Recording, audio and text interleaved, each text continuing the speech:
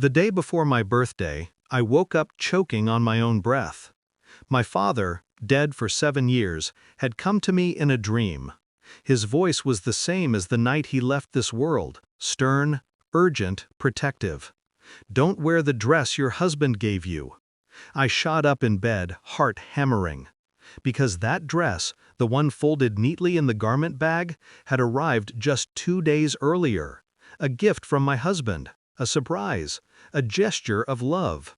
And yet, something in that dream felt more real than the man sleeping beside me. I didn't scream, didn't wake him. I only stared at the garment bag hanging on the closet door. Perfect, untouched, waiting. When I finally drifted back to sleep, I lay stiff as stone, already knowing. Something was wrong. Something my father had seen before me. When I first met my husband, he had been calm waters, the kind you mistake for depth. He spoke gently, opened doors, remembered tiny details. I mistook all of it for love. He wasn't perfect, but his imperfections were tidy, manageable. Late work nights, a phone always face down, a second toothbrush that appeared for guests. Still, I married him, loved him with a devotion I thought was reciprocated. He told me I was his piece. I didn't realize I was just his cover. Looking back, the signs weren't subtle, they were surgical. First, he stopped looking me in the eyes. Then he only touched me when someone was watching. His lies were too smooth, too rehearsed. But the final blow? It was quiet. A message on his smartwatch, one he forgot to take off when he showered. A name I didn't recognize. A sentence that snapped something in me. Did she like the dress?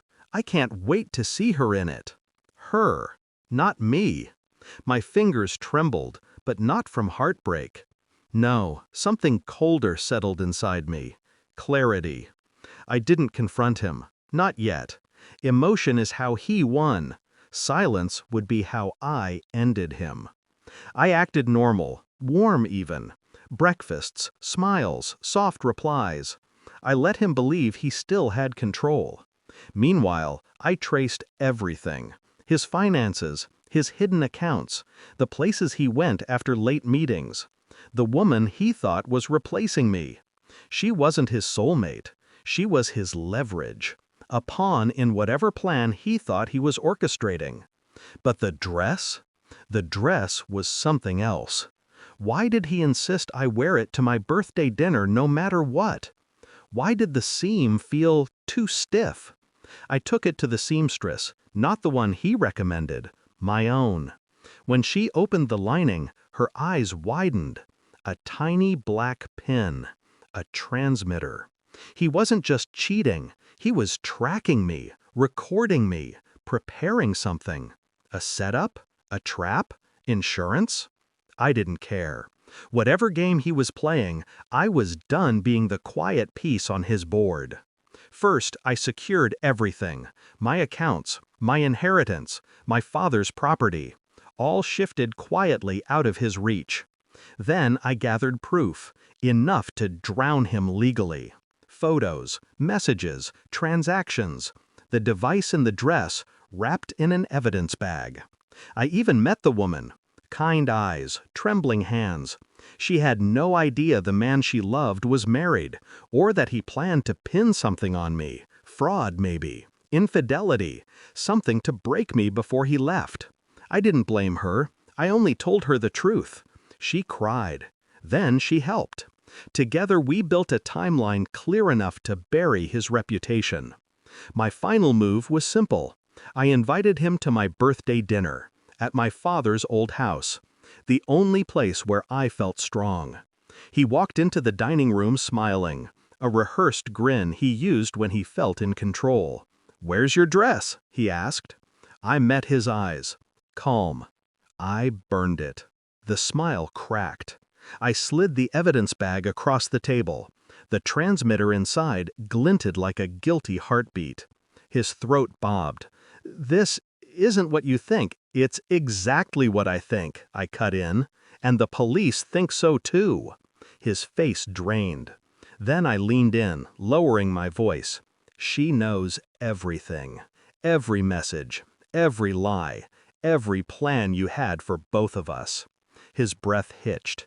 He knew which she. The woman he used as easily as he used me.